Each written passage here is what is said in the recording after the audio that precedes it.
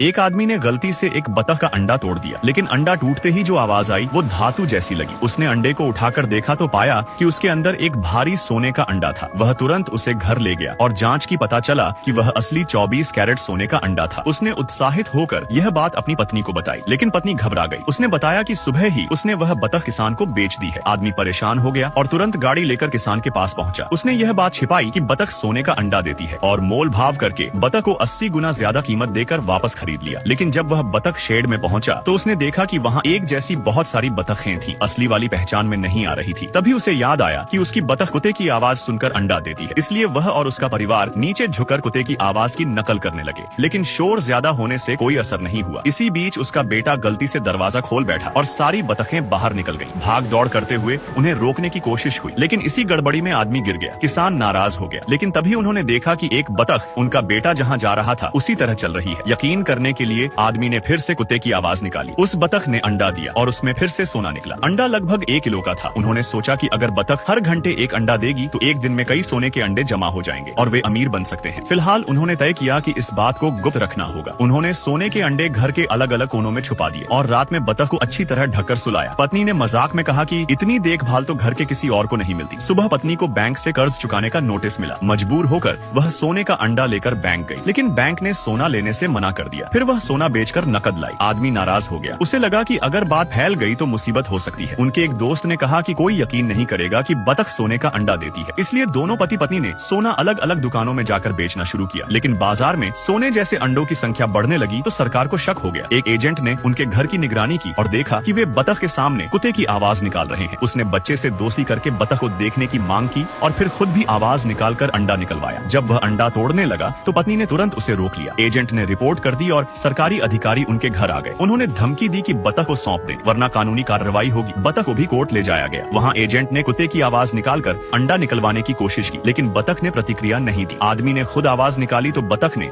एक सामान्य अंडा दिया। जांच में वो साधारण अंडा निकला और बतख को निर्दोष मानकर छोड़ दिया गया। असल में आदमी ने पहले से तैयारी कर रखी थी और बतख को हल्का झटका देकर सामान्य कर दिया था, ताकि वो कोर्ट में सोने का अंडा न दे।